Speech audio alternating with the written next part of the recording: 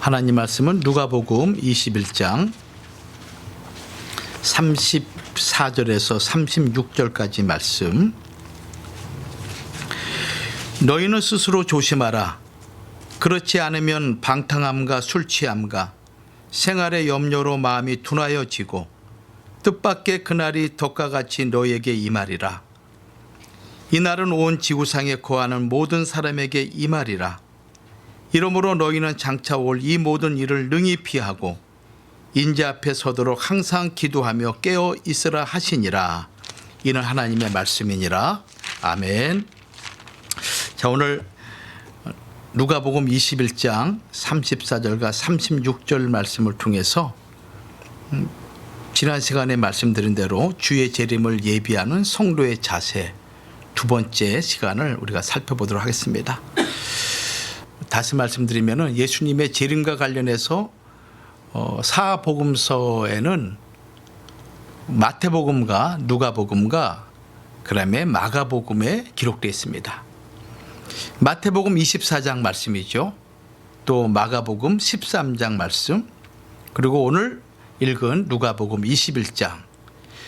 이 세 장은 예수님이 이제 그 감람산에서 제자들에게 주의 재림의 때 무슨 일이 있겠습니까? 라고 이렇게 물을 때 친히 주의 재림의 주인 되시고 심판주 되시는 주님께서 말씀을 하신 것입니다. 그러니까 주님 재림 직전에 나타날 여러 가지 환난과 징조에 대해서 아주 구체적으로 말씀을 하신 거예요. 몇 가지 특징이 있는데 사람들을 미혹해 하는 일들이 먼저 있을 것이고, 또 두 번째는 난리와 난리의 소문이 각 처에서 들린다는 겁니다. 세 번째는 민족과 민족이 싸우고 나라와 나라를 대적하는 일들이 벌어지고, 그리고 지구 처처 곳곳마다 기근과 지진과 수많은 재앙들이 일어나는데 그것이 재난의 시작이다. 아직 재난이 본격적으로 시작되지 않았다는 거예요. 그런 일과 더불어서 동시에 무슨 일이 벌어지냐면은 천국 복음이 모든 족속에게, 민족에게 전파되는 일들이 동시에 벌어진다는 거예요. 이것이 주의 재림과 관련해서 이 땅에서 이루어지는 그런 일들이라고 성경은 말씀하고 있습니다. 오늘 우리는 주님의 재림을 앞두고 살아가고 있습니다. 기다리는 자가 있는 반면에 기다리지 않는 자가 있고, 또 주의 재림이 있는지 없는지도 알지 못하는 그런 사람들이 살아가고 있는 이 세상의 삶인 것입니다. 그러나 성경은 주님이 이 땅에 초림하신 이후로, 그리고 공생의 3년 또 사생의 30년, 33년 삶을 사시는 가운데 엄히 말씀하신 내용이 오늘 본문 말씀이에요. 주의 재림이 반드시 있다. 인자가 아버지 영광으로 이 땅에 올 때가 있다 라고 얘기하면서 경고하신 메시지가 바로 이 마태복음 24장과 마가복음 13장, 누가복음 21장 말씀이에요. 그러므로 내가 예수를 믿고 내가 하나님을, 아버지를 섬기는 주의 백성이라면은 반드시 이 말씀을 명심을 하셔야 되는 거예요. 왜냐하면 그날과 그 시는 우리는 모르거든요. 오늘 일는지 내일 일는지 우리는 알 수가 없는 거예요. 평안하다, 안전하다 할 때 도적같이 그날이 임하기 때문에 주님이 말씀하신 것이 무엇인가 하면은 깨어서 근신하라, 이렇게 말씀하고 있는 거예요. 지난 시간에도 말씀드렸지만은 노아 홍수 때 비가 얼마나 많이 내렸습니까?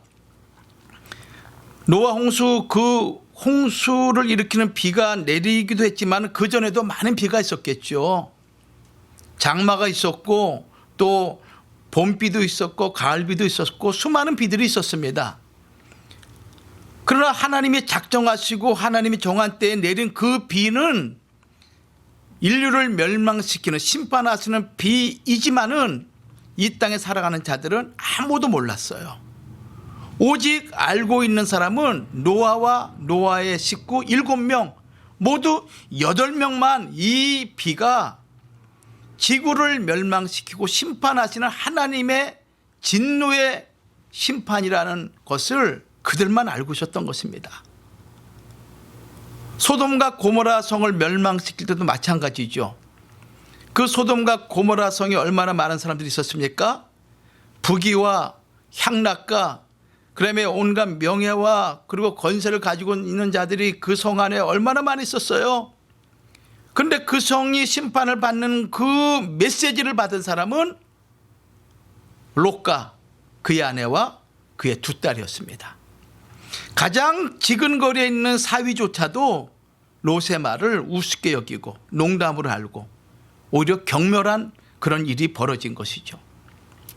그러한 사건이 오늘 이 시대에도 동일하게 발생한다는 것을 우리에게 경고하고 있는 것입니다. 구약에 나타난 사건들, 그 모든 일들은 장차 말세에 살아가는 우리들에게 경계와 거울이 되기 위한 사건이라고 말씀하고 있는 거예요. 그렇게 우리에게 말씀했음에도 불구하고 우리가 여전히 그 말씀을 경홀히 여기거나 그냥 스쳐 지나간다면은 그들과 다를 바가 없는 거예요. 여러분들 삶 가운데 어려움이 있죠. 또 고민과 근심이 있어요. 경제적인 문제도 있고 또 질병의 문제도 있고 자식의 문제도 있죠. 참 자식만큼 내 뜻대로 되지 않는 것이 없습니다. 너무 힘들죠. 그런 걸로 인해서 사람들이 하나님을 의지하고 하나님을 바라봐야 될 하나님의 백성들이 마음을 뺏기고 분산되는 거예요. 이게 사단의 괴계인 거예요. 그럴 때마다 더욱 우리는 하나님을 의지하고 하나님을 바라볼 때, 기도할 때 하나님이 말씀을 보내주셔서 위경에서 우리를 건져주시는 능력 있는 말씀이 있는데 그 말씀을 신뢰하지 못하는 거예요.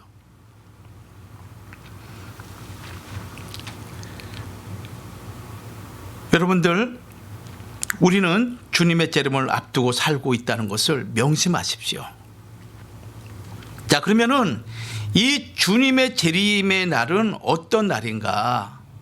그 특징이 무엇인가 한번 살펴볼게요. 첫째는 놀라움의 날이다. 놀라움의 날이에요. 왜냐하면은 사람들이 전혀 예측하지 못하는 시기에 예수님께서 재림하심으로 사람들이 놀랄 수밖에 없다는 거예요. 특히 함께 있던 사람이 사라져 버리는 일들이 발생한다는 것입니다.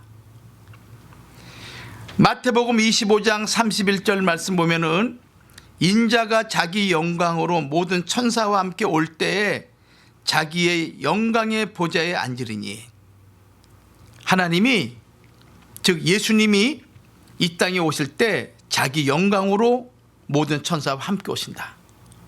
여러분 생각해 보십시오. 저 하늘에서 하나님께서, 하나님 되신 예수님이 하나님의 그 놀란 영광과 더불어 수많은 천군 천사와 함께 오는 그 놀란 광경을 한번 생각해 보십시오. 그런 일이 일어난다는 거예요. 마태복음 16장 27절에는 이 자기 영광을 어떻게 표현했냐면은 아버지 영광이라고 표현하고 있어요. 인자가 아버지 영광으로 그 천사들과 함께 올 때 그때 각 사람이 행한 대로 갚으리라. 너희가 선한 일을 하든 악한 일을 행하든지 간에 행한 대로 갚아주신다고 마태복음 16장 27절은 분명히 말씀하고 있는 거예요. 심판의 주님 되시는 그 예수 그리스도께서 최후 순간 재림하실 때 그 모습이 얼마나 장엄하고 얼마나 영광스럽게 임하시는지 지금 성경 우리에게 자기 영광, 아버지 영광, 여러분 그 보좌에서 위대하고 얼마나 빛난 모습이겠습니까?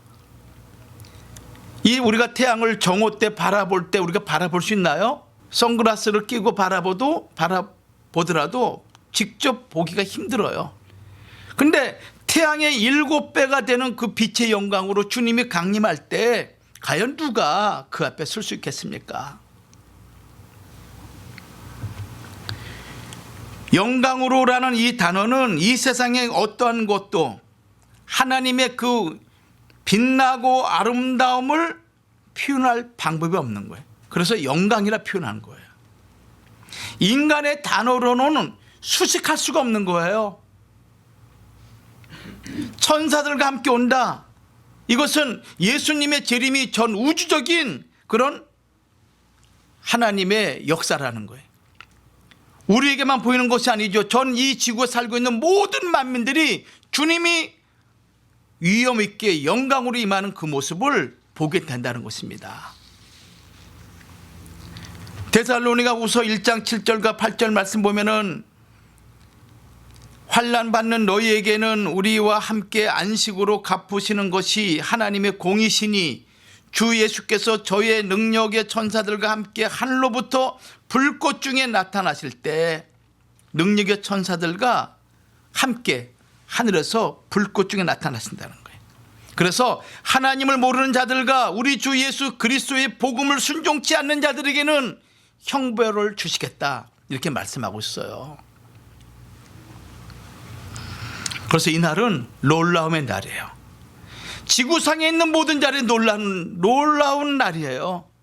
믿는 자는 그 하나님의 그 위대한 장엄한 그 모습을 보고 놀라고, 믿지 않는 자들은 자기의 죄로 인해서 심판받을 걸 생각하니까 놀랄 수밖에 없는 거예요.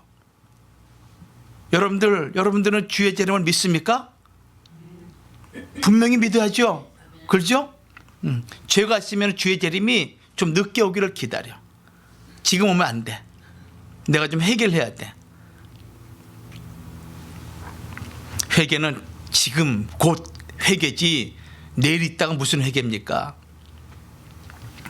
자, 주님의 날은 어떤 날인가? 두 번째는 이 날은 분리의 날이다. 분리의 날이야.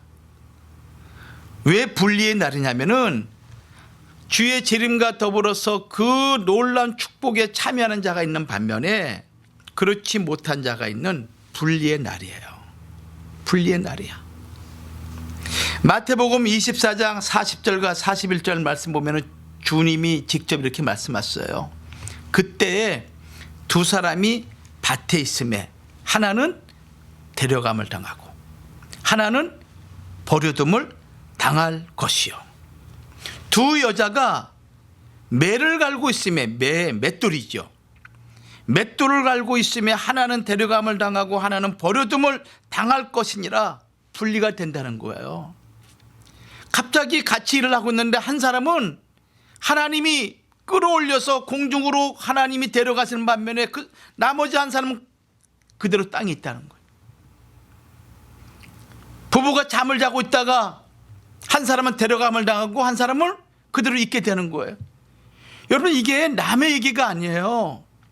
이게 그냥 무슨 소설의 이야기이거나 아니면은 무슨 사람이 생각해내는 공상의 이야기가 아니라 심판주 되시고 그날 그 일을 집행하실 주님이 직접 하신 말씀이기 때문에 여러분 명심하셔야 돼요. 그리고 더 중요한 것은 그날을 우리가 알지 못한다는 거예요. 우리는 예민하게 반응을 보이셔야 되는 거예요. 한 사람은 예수의 재림을 믿고 항상 깨어서 경성한 반면에 다른 한 사람은 그 재림이 전혀 일어나리라 생각하지 않고 세상 일에만 몰두하고 있는 것입니다. 그러나 예수의 재림을 준비하는 자에게는 그의 영광에 참여하는 축복을 하나님이 주시는 것이죠. 마태복음 25장 31절과 34절 말씀 보면은 인자가 자기 영광으로 모든 천사와 함께 올 때 자기 영광의 보좌에 앉으리니 모든 민족을 그 앞에 모으고 각각 분별하기를 목자가 양과 염소를 분별하는 것 같이 하여. 교회 안에서도 양 같은 성도가 있고 염소 같은 성도가 있어. 분별한다는 거야. 분별한다는 거야.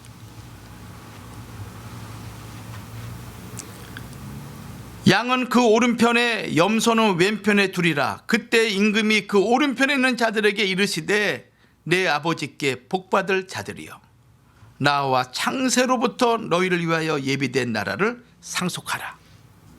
오늘 이 말씀이 여러분들에게 그대로 임할 줄 믿습니다. 창세로부터 예비된 하나님의 나라를 상속받으리라. 이 말씀이 여러분들에게 그대로 임하셔서 정말 창조 이후로 지금까지 준비했으며 우리의 믿음의 선진들이 그렇게 고대하고 간구했던 그 나라를 유업으로 받는 여러분들이 되시기를 주님의 이름으로 축복합니다. 그래야 되는 거예요. 가라지와 알곡이 밭에 자랐지만은 추수 때 어떻게 됩니까? 분리되는 거야. 가라지는 불 속으로, 알곡은 창고로. 마지막 심판 날에는 성도와 불신자가 분리가 됩니다. 더 이상 함께 거할 수가 없는 거예요. 성도는 이 세상과 분리되는 그날 참된 안식의 세계인 영원한 천국에 입성하는 날이에요. 다시는 죽음이 없고, 다시는 아픔이 없고, 다시는 슬픔이나 애통하는 것이나 곡하는 것이 없는 영원한 기쁨과 즐거움과 감사가 넘치는 그 세계에 우리가 입성하는 거예요. 이게 성도의 소망 아니겠습니까? 그렇다고 해서 현실을 무시하는 것이 아니죠. 하나님 믿는 믿음은 현실에서 내 삶에서 누리면서 동시에 미래에 누릴 그 축복을 내가 바라보면서 나가는 거예요. 여러분들 기도하세요. 세 번째는 주의 날은 어떤 날인가 할 때 세 번째는 어떤 날이냐면은 수치의 날이다. 수치의 날. 요한일서 2장 28절 말씀 보면은 사도 요한이 이렇게 말씀합니다. 자녀들아 이제 그 안에 거하라. 이는 주께서 나타내신 바 되면 그의 강림하실 때 우리로 담대함을 얻어 그 앞에서 부끄럽지 않게 하려 함이라. 이렇게 말씀하십니다. 주님이 강림할 때 어떤 사람은 부끄러운 사람이 있어. 어떤 사람은 너무너무 기뻐서 주님 품에 안기는 사람이 있어. 여러분 어떤 사람이 되기를 원합니까? 어떤 사람이 되기를 원합니까? 주님이 강림하실 때 내가 담대함으로 용기를 가지고 주님 제가 여기 있습니다 이렇게 나아가야 되는데 그 순간 내가 그동안 해왔던 게 너무 부끄러운 거야. 여러분 스스로 한번 자문자답해 보세요. 지금 주님이 재림하신다면은 나는 과연 주님 앞에 주님 참 힘을 다해서 주님 사도 바울 고백처럼 내가 선한 싸움을 싸우고 달려갈 길을 달려가고 믿음을 지켰어요 주님. 그런 마음으로 주님 앞에 달려가는 자인지 아니면은 내가 부끄러워서 아유 내가 어떡하지 이럴 것인지. 그러니까 담대함으로 내가 주 앞에 서야 담대함으로 용기를 가지고. 그러니까 이 말은 그리스도 안에 거하지 않으면은 누구든지 부끄러움을 당한다는 거예요. 하나님이 우리를 택하신 목적이 무엇입니까?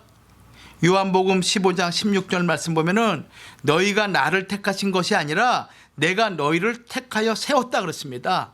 자, 요한복음 15장 16절 말씀 우리 같이 시작. 너희가 나를 택한 것이 아니요 내가 너희를 택하여 세웠나니 이는 너희로 가서 과실을 맺게 하고 또 너희 과실이 항상 있게 하여 내 이름으로 아버지께 무엇을 구하든지 다 받게 하려 함이니라. 여러분들이 예수님을 택하신 거예요? 아니죠. 누가 택하신 거예요? 하나님이 여러분을 택하신 거야. 하나님이 여러분의 가정을 택하신 거예요. 여러분을 택했다라는 그 의미 속에는 여러분 가정까지 하나님이 그 구원의 역사 속에 다 하나님이 지금 인정하고 있다는 거예요. 택했다는 거예요. 지금 어려움이 있다고 해가지고 여러분들 포기하거나 좌절하거나 낙심하지 마세요. 하나님이 반드시 회복시켜 주십니다. 주의 백성들은 잘 돼야죠. 그러니까 하나님이 우리를 택하신 거야. 만세전에 영원한 나라를 유업으로 주기 위해서 나의 남편과 나의 자녀와 모든 것을 하나님 택하신 거야. 이 사실을 꼭 믿으시기 바랍니다. 내가 그냥 아쉬워서 택한 것이 아니야. 그냥 내가 살다 보니까 어떻게 예수를 알고 살다 이게 아니라 하나님이 만세전부터 택하셔서 여러분들을 구원 주기로 하나님이 작정하신 거야. 작정. 이거는 바뀌지가 않아요. 절대 바뀌지가 않아. 그래서 하나님의 택하심은 후회하심이 있어요 없어요? 없어. 여러분 각자 택하신 거 하나님 절대 후회하지 않아요. 이거 얼마나 감사합니까? 야, 내가 하나님의 백성이 됐구나. 내가 택한 백성이구나. 이 많은 사람 가운데 그래서 내가 의지할 자가 있구나. 여러분들, 사람들이 절망과 근심, 인간으로 할 수 없는 그런 어려움을 만나게 되면은 의지할 자가 없잖아요.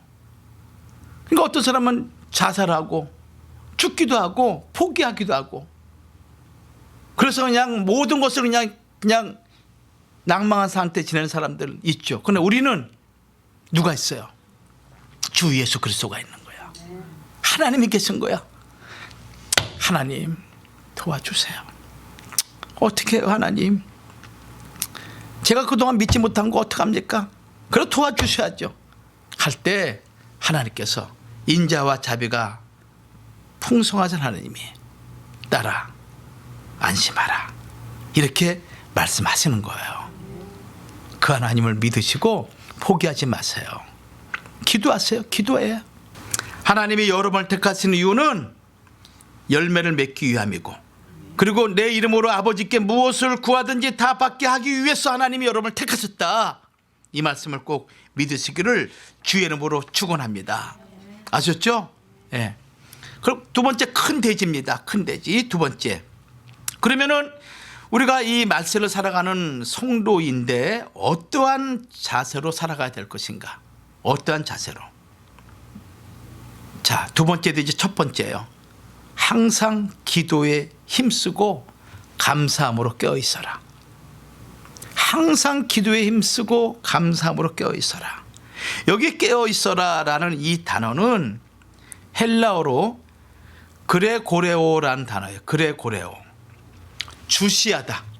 주시하다. 정신을 차리다. 주의를 기울이다.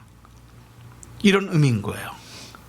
여러분, 우리가 길거리 갈 때 제대로 주변을 살피고 주의를 기울이면서 가야지, 잘못 운전하거나 잘못 엉뚱한 데 바라봤다가는 어떤 일이 벌어집니까?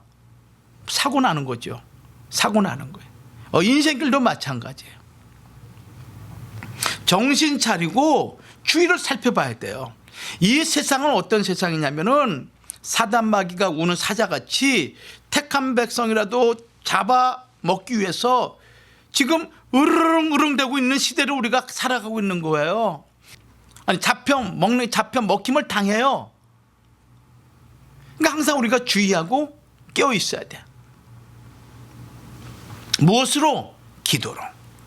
기도로. 베드로전서 5장 8절 말씀 보면은 근신하여 깨어라. 너희 대적 마귀가 우는 사자같이 두루다니며 삼킬 자를 찾나니. 믿는 자라도 지금 마귀가 삼키고자 하기 위해서 지금 찾아다니고 있다는 것입니다. 그러니까 깨어 있어야 돼. 근신하여 깨어라. 이 근신이라는 것은 정신을 바짝 차리다. 자기를 절제하다라는 뜻이야. 자기를 절제하다. 자신을 지키고 삼가고 절제하는 생활을 의미하고 있는 것입니다. 깨어라, 이 말씀은 잠들지 말고 깨어 있어라, 이런 말씀이죠. 보초가 잠을 들면 안 되죠. 그러니까 여러분 가정에 여러분들이 신령한 파수꾼이야. 여러분이 깨어 있어야 돼. 사단마귀가 오지 않도록 내가 기도로 방어막을 다 쳐야 돼. 그럴 때 내 가정, 내 자식을 지킬 수가 있어요. 알지 못하는데, 깨닫지 못하는데 어떻게 하겠어요? 먼저 아는 사람이 기도하고 하나님께 간구해야죠. 그래서 이 근신하고 깨어있으라는 것은 정신을 차리고 경계하여서 살펴보라, 이런 뜻을 우리에게 말씀하고 있습니다. 또 두 번째는 어떠한 자세를 가져야 되는가 하면은 하나님의 말씀과 예수의 믿음을 지키는 자가 돼야 돼. 하나님 말씀과 예수의 믿음을 지키는 자. 계시록 1장 3절 말씀 보면은 이 예언의 말씀을 읽는 자와 듣는 자들과 그 가운데 기록한 것을 지키는 자들이 복이 있나니 때가 가까움이라, 이렇게 말씀하고 있습니다.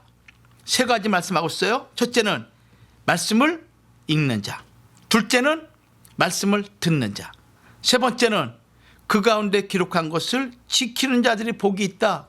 그러면서 때가 가깝다. 때가 가깝다. 여기 읽는 자는 뭐겠어요? 성경을 펴서 읽는 것이죠. 하나님 말씀을 읽는 거예요. 그 말대로.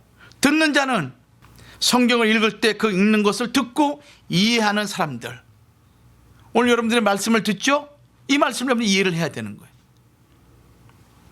또 지키는 자, 말씀을 읽고 듣고 이해하는 것으로만 끝나지 말고 지켜서 자기 삶 속에 자기의 품성이 변화되는 사람을 얘기하고 있는 거예요. 그런데 여러분들 요한계시록 22장 7절에 가서는 어떻게 표현하고 있냐면은 보라 내가 속히 오리니 이 책의 예언의 말씀을 지키는 자가 복이 있으리라. 읽는 자와 듣는 자는 빠지게 되고 뭐가 들어갑니까? 지키는 자. 지키는 자가 복이 있다는 거야. 마지막 때 살아가는 성도는 하나님 말씀을 읽고 듣는 건 너무 당연한 것이고 가장 중요한 건 뭡니까? 말씀을 지키는 거야. 에덴 동산에서 아담과 하와가 타락한 이유가 무엇입니까? 하나님이 에덴 동산을 창설하시고 그 사람들을 에덴에 두셨죠? 그리고 뭐라고 말씀하셨어요? 이 동산을 다스리고 지켜라. 지키라 할 경우에는 누군가가 올 것 같은 거 지키라 말씀하신 거야. 사단마귀 뱀새끼가 올 걸 알고 있기 때문에 지키라고 말씀하신 거야. 지키지 못하기 때문에 죄가 들어오고 오늘날까지 죄와 사망의 권세에서 우리가 벗어나지 못하는 거예요. 그래서 마지막 때도 우리에게 주신 말씀을 여러분들이 지키는 자만이 천국을 유업으로 받을 수 있다는 것을 명심하셔야 돼요. 그래서 하나님 말씀과 예수의 믿음을 지키는 자가 돼야 된다는 것을 강조하고 있는 거예요. 말씀을 지켜야 돼. 말씀을 지켜야 돼. 말씀을 아는 것만으로 우리는 천국에 들어갈 수가 없는 거예요. 그 아는 말씀을 내가 지켜야 돼. 지켜야 돼. 말씀을 지키기 위해서는 어떻게 됩니까? 들어야 되겠죠. 읽어야 되겠죠. 성경 공부해야 되겠죠. 그래서 무엇이 선이고 무엇이 악인가 분별할 수 있는 능력이 있어야만이 지킬 수가 있는 거야. 알지 못하고 듣지 못하는데 무엇이 선인지 무엇이 악인지 무엇이 옳은 것인지 무엇이 하나님을 기쁘시게 하는 일인지 알지 못하는데 무엇을 지키며 무엇을 내가 보호할 수 있겠습니까? 가르쳐줘야죠. 가르쳐줘야. 이렇게 하면 안 돼. 저렇게 해야 돼. 가르쳐줘야죠. 그래야 아이가 지킬 수 있는 거 아니겠어요? 진리의 말씀을 아는 것뿐만 아니라 진리를 실천하는 것이 참된 신앙이다. 야고보 2장 18절 말씀이에요. 혹이 가로되 너는 믿음이 있고 나는 행함이 있으니 행함이 없는 내 믿음을 내게 보이라. 나는 행함으로 내 믿음을 내게 보이리라. 행함으로. 지키기 때문에 행할 수가 있는 거예요. 예루살렘 성이 멸망당하는 이유가 있습니다. 에레미야 5장 1절 말씀 보면은 너희는 예루살렘 거리로 빨리 왕래하며 그 넓은 거리에서 찾아보고 알라. 너희가 만일 공의를 행하며 진리를 구하는 자를 한 사람이라도 찾으면 내가 이 성을 사하리라. 하나님의 의와 공도를 행하는 사람이 한 명도 없었다는 거예요. 예루살렘 성에. 그러니 멸망당할 수밖에 없다는 거예요. 여러분들이 하나님의 심판에서 승리하고 하나님의 나라를 유업으로 받기 위해서는 말씀을 어떻게 합니까? 지키는 자가 돼야 돼. 내게 주신 말씀을 내가 보존해야 돼. 지켜야 돼. 이거 잊지 마세요. 그래야 내가 하나님의 백성으로 온전하게 인침을 받을 수가 있는 거예요. 계시록 12장 17절 말씀도 마찬가지예요. 하나님의 계명을 지키며 예수의 증거를 가진 자들로 더불어 싸우려고 바다 모래 위에 섰더라. 마지막 남는 자는 누구냐? 하나님 말씀을 지키는 자들이 남아. 이들이 남은 자가 돼. 이들만이 남을 수밖에 없어요. 왜? 말씀을 지키는 자들이니까. 계시록 14장 12절도 마찬가지죠. 성도들의 인내가 여기 있나니 저희는 하나님의 계명과 예수 믿음을 지키는 자니라. 하나님의 계명과 예수 믿음을 지키는 자들이다. 잊지 마세요. 그 말씀을 지켜야 돼. 아셨죠? 그러니까 말씀이 어린아이가 먹는 말씀이 있고 장성한 자가 먹는 말씀이 있어. 언제까지 어린아이 같이 젓가, 응? 그런 미숫가루 같이 그런 것만 먹고 그거 가지고 여러분 만족하실래요? 더 깊은 영적인 세계로 들어가야지. 마지막 세 번째입니다. 자기 옷을 지켜야 된다. 자기 옷을. 어떻게 깨어서 자기 옷을 지켜야 된다. 자, 계시록 16장 15절 말씀 보세요. 보라 내가 도적같이 오리니 누구든지 깨어 자기 옷을 지켜 벌거벗고 다니지 아니하며 자기의 부끄러움을 보이지 아니하는 자가 복이 있도다. 그러니까 마지막 때가 되면은 옷을 뺏겨서 벌거벗고 다니는 자들이 있다는 거야. 응? 종말 때가 되면은 또 더러운 옷을 입고 다니는 자들이 있다는 거예요. 내가 도적같이 오리니 준비 안 된 자들에게는 도둑같이 오겠지만은 준비된 사람에게는 도둑같이 오지 못하죠. 이 세상에 지금은 모든 것이 마치 흥분되고 모든 것이 잘 되는 것 같죠. 그러나 여러분들 또 다른 면이 있어요. 은혜의 시간이 속히 맞춰지려고 하는 시기에 지금 은혜의 시간이 고대 사회나 여러분들 그 랍비들의 전승 문헌인 그 미시나에 보면은 예루살렘 성을 지키는 그 병사들이 이제 밤에 지켜요. 근데 피곤하니까 졸아요. 근데 이제 성을 순찰하는 그 성전을 지키는 대장들이 다니다가 졸고 있는 자가 있으면 그 옷을 벗겨가지고 태워버려요. 다른 사람들은 다 옷을 입고 있는데 자기 혼자만 옷을 뺏겨가지고 태워버렸으니 얼마나 부끄럽겠어요. 마찬가지지만은 벌거 벗긴다는 것은 부끄러움인 거예요. 패배한 사람들의 옷을 벗기고 그리고 굴욕을 주는 거예요. 근데 예수님이 재림할 때도 마찬가지예요. 영적인 옷을 우리가 입고 있어야 돼. 영적인 옷, 구원의 옷, 의의 옷을 입고 있어야 돼요. 영광의 옷을 입고 있어야 돼. 근데 그것은 하나님의 은혜로만 가능해. 하나님의 빛으로만 가능한 것이야. 지금 우리가 다 동일한 옷을 입고 있지만은 이런 옷이 아니에요. 이런 옷이 아니야. 하나님의 구원의 옷, 하나님의 의의 옷, 하나님의 영광의 옷을 내가 입고 있을 때 부끄러움을 당하지 않아. 왜? 나의 허물과 나의 죄악을 다 가려주니까. 근데 그때 옷을 뺏기는 자가 있어. 그러면은 부끄러움을 당하게 되고 그리고 하나님의 백성으로 자격을 잃어버리게 되는 것이죠. 그래서 계시록 19장 7절과 9절 말씀 보면은 우리가 즐거워하고 크게 기뻐하여 그에게 영광을 돌리세 어린 양의 혼인 기약이 이르렀고 그 아내가 예비하였으니 그에게 허락하사 빛나고 깨끗한 세마포를 입게 하셨은즉 이 세마포는 성도들의 뭐라 그렇습니까? 옳은 행실이야. 성도들의 옳은 행실이야. 주님이 우리에게 옷을 입혀주시는데 하나님이 우리에게 옷을 입혀주시는데 그 옷이 무엇인가 하면은 이렇게 눈에 보이는 무슨 뭐 실크라든가 나이롱이라든가 이런 옷이 아니라 우리가 이 땅에서 하나님 앞에 보인 충성과 진실과 신실함을 내가 행할 때 하나님께서 우리에게 거룩한 옷을 입혀주신다는 거예요. 그 옷이 뭐냐? 바로 성도들의 옳은 행실이다. 성도들의 옳은 행실. 응? 근데 하나님 앞에 옳은 행실이 하나도 없어. 하나님 앞에 옳은 행실 하나도 없는 거야.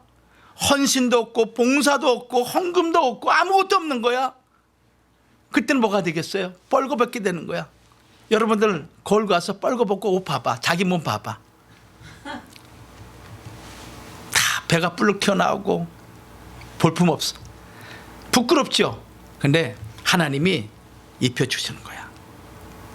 그래서 마지막 때는 자기 옷을 뺏기지 말아야 돼. 뺏기는 자가 있어. 뺏기는 자가. 그래서 주의 재림 때 여러분들이 기도로 깨어있고 그리고 말씀과 예수의 믿음을 지키는 자가 되고 그 다음에 주신 그 구원의 기쁨의 옷을 잃어버리지 않는 그런 성도들이 되기를 주의 이름으로 축원합니다. 기도하겠습니다. 고마우신 아버지 은혜를 감사합니다. 지난 한 주간 동안도 우리를 지켜주시고 또 이 시간 주 앞에 나와 예배드리게 하시는 하나님께 감사함을 드립니다. 아버지 하나님, 이 땅 살아가는 동안에 많은 어려움과 근심과 걱정이 있습니다. 예기치 않은 많은 일들이 벌어집니다. 하오나 하나님, 우리 힘과 능력으로 할 수 없는 이 모든 것들 우리 아버지께서 도와주시사 모든 위기와 어려움에서 우리를 건져주시고 주의 말씀으로 우리를 보호해 주시는 가운데 승리할 수 있도록 도와주시옵소서. 믿음이 약해지지 않도록 도와주옵소서. 오직 주님만을 굳게 붙잡는 성도들이 되도록 하나님 도와주옵소서. 오늘 주신 바 말씀처럼 우리의 믿음이 항상 깨어서 근신하며 주의 재림을 바라보며 우리의 남은 생애를 살아가는 거룩한 믿음의 성도들이 되도록 도와주시옵소서. 될 줄로 믿사옵고 예수님 이름 받들어 감사하며 기도 올리옵나이다. 아멘.